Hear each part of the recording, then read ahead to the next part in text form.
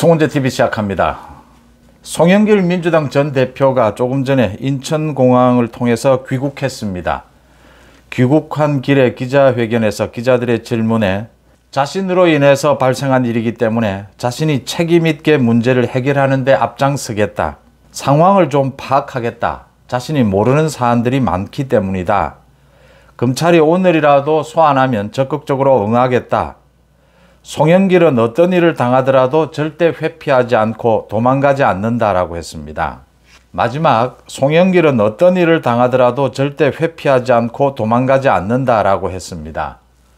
이건 이재명에게 직격탄을 날린 것이다. 이재명처럼 도망가거나 회피하지 않겠다. 증거인멸도 하지 않겠다. 지금 민주당의 분위기가 묘합니다. 민주당 내부에서 소위 비명계 쪽에서 나오고 있는 이야기입니다. 이재명이 송영길을 좀 배워라. 송영길은 책임지고 있지 않느냐. 회피하지 않고 도망가지 않는다. 송영길은 탈당도 하지 않느냐. 그런데 이재명은 지금 자신의 사법 리스크는 송영길에 비하면 어마어마한 양입니다. 그런데 계속해서 이재명은 딴짓을 하고 있습니다. 이 송영길의 말이 이재명에게는 화살로 박힐 것이다 라는 점이고, 송영길도 이건 좀 앞뒤 말이 되지를 않습니다. 자신이 지금 많은 것을 파악해 봐야겠다라고 하는데, 이정근이나 강내구가 자신들이 알아서 지금 한 일이다. 자기는 바빠서 이런 상황을 파악할 상황이 아니었다. 지금 이 이야기인데, 후보가 알았다면 부패한 것이고 후보가 몰랐다면 무능한 것이다. 이런 이야기가 있는데, 후보 모르게 이런 일은 거의 일어날 수가 없습니다. 후보 모르게 돈 봉투를 뿌리는 일이 일어나면 이게 지금 정말 송영길이 거의 바보였거나 송영길을 바보다 허수아비다라고 취급을 했거나 아니면 송영길이 알았다라고 하는 것입니다. 지금 이정근의 녹취록에 영길이 형이 알아서 많이 처리를 했더라. 또 영길이 형에게 보고를 해야 한다. 영길이 형이 있는 데서 의논을 했다. 많은 녹취록이 나오는 이유는 송영길이 모를 수 없다라고 하는 겁니다. 그러니까 후보가 무능했거나 후보가 알았다면 부패했다 이런 이야기는 후보가 모를 수 없다라고 하는 겁니다. 굉장히 특이한 상황. 후보가 거의 바보거나 주변에서 후보 모르게 모두 이 후보를 당선시키기 위해서 움직이는 그런 특별한 상황, 아니면 모두 알았다고 하는 것이고, 송영길이 지금 하고 있는 이야기는 모두 쇼다. 합리적인 설명이 되지 않는다라고 하는 것이고, 또 하나는 검찰들은 자신을 자꾸 소환해 달라고 이렇게 강조를 하는데 자신이 도망가지 않는다. 당당하게 검찰 조사를 받겠다. 이걸 강조하기 위해서인데, 기다리면 됩니다. 검찰의 수사는 순서가 있는 겁니다. 검찰이 송영길이 소환을 검찰 조사를 받고 싶다라고 해서 검찰이 조사를 받게 해주고 또 받기 싫다고 해서 빼주고 그런 것 아닙니다. 순서대로 혐의가 있으면 조사를 받게 되는 것이고요. 그 다음 송영길이 이제 들어왔으니까 뭐든 자신이 잘 모르는 부분이 있어서 이제 들어왔으니까 확인해 보겠다라고 했는데, 확인할 게 무엇이 있습니까?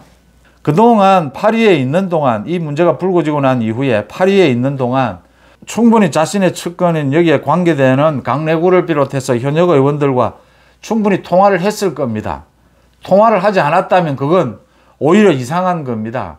송영길이 알아보지 않으려고 했다. 아예 자신이 모르는 걸로 하기 위해서.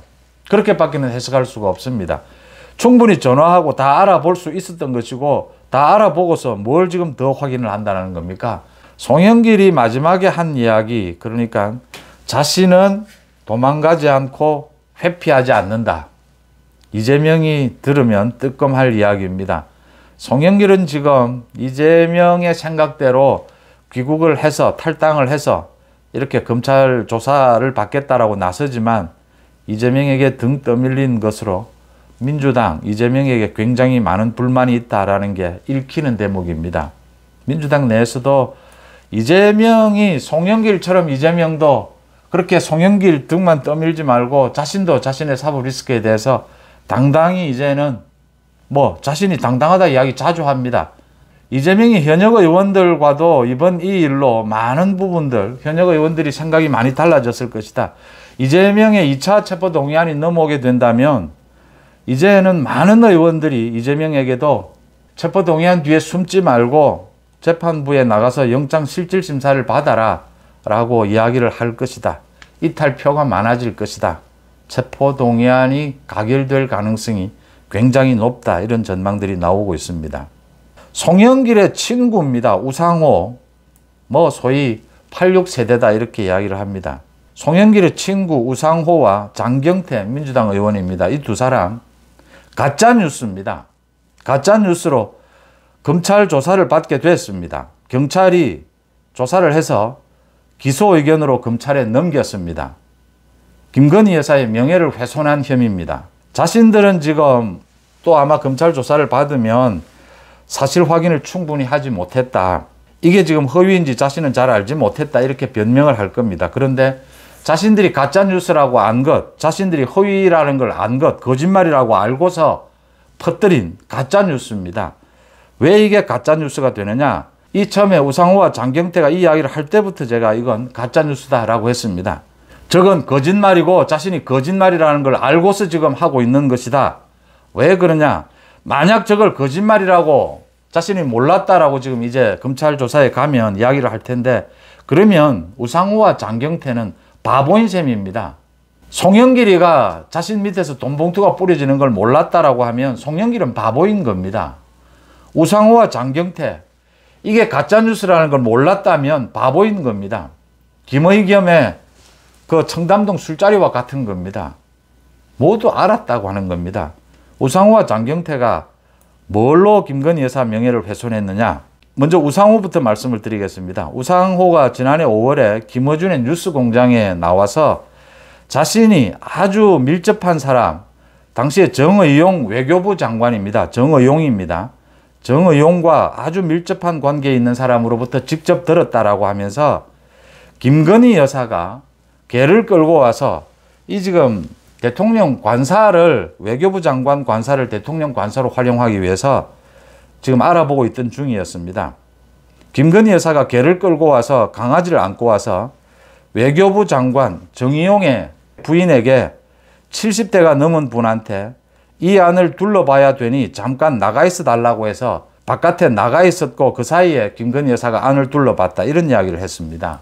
그래서 당시에는 대통령직 인수위원회입니다. 대통령직 인수위원회에서 이거는 허위 사실이다, 법적 책임을 묻겠다라고 해서 고발을 했고, 이 부분에 대해서 경찰이 조사를 했습니다. 경찰이 조사를 하니까 당시에 김건희 여사가 사전에 외교부 장관 측에 연락을 해서 방문하겠다라고 통보를 했고, 외교부 장관 측에서도 그 연락을 받고 외출을 해서 집을, 그러니까 관사를 비워둔 상태였다. 그래서 서로 마주친 사실조차 없다라는 것을 밝혀냈습니다. 김어준 방송에 나가서 한 이야기입니다. 정의용은 당시에 문재인 정권 시절입니다. 정의용에게 아주 가까운 사람과 우상호가 들었다라고 했습니다. 그러면 우상호가 이 내용을 들었다면 정의용이나 정의용 부인에게 또는 그 보좌관들에게 전화 한 통이면 모두 확인이 되는 이야기입니다. 이게 가짜인지 아닌지. 그런데 우상호는 자신이 들었다라고 하면서 이 이야기를 방송에 나와서 버젓이합니다. 가짜라는 걸 자신도 알았다라고 하는 겁니다. 이게 이상하지 않습니까? 남의 집을, 이게 관사이긴 하지만 김건희 여사가 남의 집을 방문하러 가면서 김건희 여사가 이렇게 굉장히 오만하게 이렇게 행동한다라는 게, 이렇게 행동하는 게 비상식적이지 않습니까? 비상식적이면 당연히 확인해 봐야 하는 겁니다. 우상호가 확인해 보지 않았겠습니까? 확인해 보지 않았다면 우상호는 바보입니다. 김의겸의 청담동 술자리가 마찬가지입니다. 처음 들으면 누구나 청와대의 경호 부분이라든지 이런 상황을 조금이라도 아는 사람이라면 대통령과 법무부 장관이 변호사와 함께 30여 명이 밤에 술자리를 가죠? 확인, 전화 한 통이면 바로 확인이 됩니다. 그걸 하지 않았다라고 하는 것은 바보거나 아니면 가짜뉴스를 퍼뜨린 겁니다. 이 우상호가 가짜뉴스를 퍼뜨린 것이고, 김어준의 뉴스공장이라고 하는 이곳에서 TBS입니다. 라디오. 이곳에서 가짜뉴스를 퍼뜨리도록 조장한 겁니다. 그 다음 장경태입니다. 이 장경태는 김건희 여사가 캄보디아의 그 심장병 아동을 찾아갔을 때 그 촬영을 한 그 부분에 대해서 조명을 사용했다라고 최고위원회의에서 주장을 했습니다. 자신이 외신과 사진 전문가들에게 확인까지 했다. 이게 조명을 설치해 놓고 쇼를 벌인 것이다. 빈곤 포르노를 한 것이다. 이렇게 주장을 했습니다. 그래서 모두 짜놓고 찍은 사진이었다. 그래서 지금 대통령실에서 처음으로 윤석열 대통령이 취임한 이후에는 처음으로 대통령실에서 이걸 직접 고발을 했습니다. 허위사실이다. 이게 경찰 수사를 하니까 장경태가 전부 거짓말한 겁니다. 장경태가 외신에서 확인했다라고 했는데 외신 확인도 없었습니다. 사진 전문가에게 검증했다라고 했는데 사진 전문가에게 검증한 것도 없습니다. 비전문가가 봐도 조명 설치가 없었다라는 걸 모두 알 수 있을 정도였다. 얼마 전에 미국에서 1조 원의 손해배상, 가짜뉴스에 대해서 1조 원의 손해배상 합의를 하는 이런 일이 있었습니다. 제가 그때도 말씀을 드렸지만 어쩌다 보면 언론사에서 취재를 확인을 했는데도 어쩌다 보면 허위가 되는 경우가 있습니다. 허위 사실을 보도하는 경우가 있습니다. 그런 경우에는 상당히 좀 벌금이나 이렇게 가벼운 처벌을 할 수도 있을 겁니다. 그런데 거짓말인 줄 완전히 알고 가짜뉴스를 퍼뜨린 이런 경우, 또는 이게 전화 한 통이면 모두 확인이 되는 거짓이다라고 하는 것이 확인이 되는 이런 전화 한 통도 하지 않는 국회의원이 이런 경우에, 이런 엄중한 책임이 있는 경우에 이 가짜뉴스에 이걸 어떻게 처벌해야 하느냐. 지금의 우리 법으로도 징역형에 처할 수도 있고 5천만 원 이하의 벌금에 처할 수도 있고 1억, 10억씩 손해배상을 하도록 할 수도 있습니다. 그런데 대부분 100만 원 아니면 500만 원, 1000만 원 벌금형입니다. 그러니까 이렇게 가짜뉴스를 계속 퍼뜨리는 겁니다. 김어준의 뉴스공장 마찬가지입니다. 이번에 보셨다시피 미국 경우에는 폭스뉴스였습니다. 가짜뉴스. 폭스뉴스가 1조 원을 배상하겠다라고 합의를 했습니다. 이렇게 가짜뉴스를 퍼뜨리는 언론사는 망하게 만들어야 한다라고 하는 겁니다. 더 이상 언론을 하지 못하도록 해야 한다라고 하는 겁니다. 취재와 팩트체크를 했는데도 허위뉴스가 나가는 경우가 있습니다. 그때는 언론사에 대해서 경고하고 언론사가 사과하고 언론사가 적정한 처벌을 받을 수가 있습니다. 언론사 자체 문을 닫게 하지는 않아도 될 겁니다. 그런데 가짜뉴스라는 걸 알고 이렇게 퍼뜨린 경우에는 단 한 건이라도 걸리면 이런 언론사, 이 언론 안에는 유튜브, 누구나 마찬가지입니다. 다시는 언론 활동을 하지 못하도록 해야 한다라고 하는 겁니다. 우상호와 장경태, 검찰에서 아마 소환해서 조사를 하게 될 텐데 재판까지 넘어가게 될 것으로 보입니다. 재판부에서 따끔하게 가짜뉴스 부분에 있어서는 따끔하게 거짓말인 줄 알면서 거짓말을 한 경우, 이 부분은 정말 엄중하게 처벌해야 된다라고 봅니다.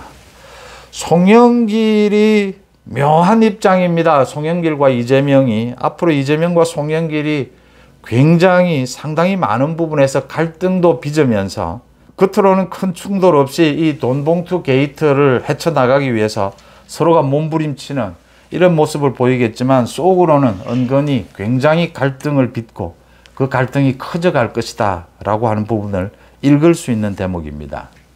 송은재TV 마칩니다. 고맙습니다.